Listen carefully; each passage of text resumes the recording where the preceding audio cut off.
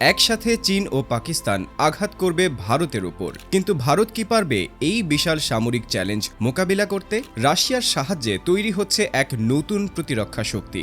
জানুন কিভাবে ভারতের হাতে আসতে পারে বিশ্বের সবচেয়ে শক্তিশালী আকাশ প্রতিরক্ষা ব্যবস্থা। ভারত এখন সবচেয়ে বড় নিরাপত্তা হুমকির সম্মুখীন। চীন ও পাকিস্তানের সামরিক শক্তি ভারতের জন্য এক বড় চিন্তা হয়ে দাঁড়িয়েছে, বিশেষ করে চীনের উন্নত হাইপারসনিক মিসাইল এবং পাকিস্তানের দূরপাল্লার মিসাইল ভারতকে চাপে ফেলছে।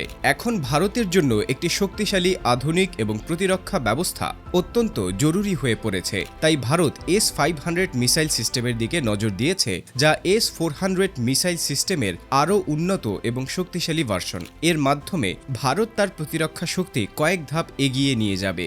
এই মিসাইল সিস্টেমটি চীন এবং পাকিস্তানের দেওয়া সামরিক চ্যালেঞ্জ মোকাবিলায় গুরুত্বপূর্ণ ভূমিকা রাখতে পারে। ভারত বর্তমানে রাশিয়ার তৈরি S-400 মিসাইল সিস্টেম ব্যবহার করছে। যদিও এটি বেশ কার্যকর, বিশেষ করে পাকিস্তানের সঙ্গে সংঘর্ষে ভারতের সাহায্য করেছে, তবে S-500 এমন একটি সিস্টেম যা S-400 থেকে অনেক বেশি শক্তিশালী। S-400 মূলত বিমান, ক্রুজ মিসাইল এবং কিছু ব্যালিস্টিক মিসাইল প্রতিরোধ করতে সক্ষম, কিন্তু S-500 শুধুমাত্র বিমান বা মিসাইল নয়, বরং হাইপারসনিক মিসাইল এবং স্পেস থেকে আসা হুমকির মোকাবিলাও করতে পারে। S-500 এমন একটি আধুনিক প্রতিরক্ষা ব্যবস্থা যা নতুন প্রজন্মের রাডার এবং ইন্টারসেপ্টর ব্যবহার করে, যার মাধ্যমে এটি আরও দ্রুত এবং দক্ষতার সঙ্গে হুমকি শনাক্ত এবং ধ্বংস করতে পারে। এছাড়াও এটি অনেক বড় গতিতে চলতে থাকা লক্ষ্যবস্তু ধ্বংস করতে সক্ষম। এর পাল্লাও অনেক বড়, প্রায় 600 কিলোমিটার পর্যন্ত।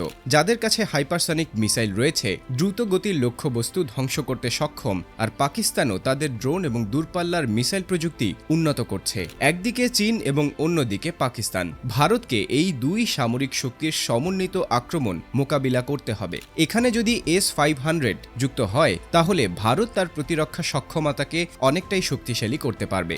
S-500 এর প্রধান সুবিধাসমূহ: 1. মাল্টি লেয়ার্ড ডিফেন্স সিস্টেম, অর্থাৎ বিমান, মিসাইল এবং স্পেস থেকে আসা যে কোনো হুমকি একসাথে মোকাবেলা করা যাবে। 2. হাইপারসনিক মিসাইল প্রতিরোধ। S-500 এমনভাবে তৈরি করা হয়েছে যা হাইপারসনিক মিসাইলের মতো অত্যন্ত দ্রুত গতির থ্রেট মোকাবিলার জন্য কার্যকর। 3. স্পেস ভিত্তিক হুমকি প্রতিরোধ।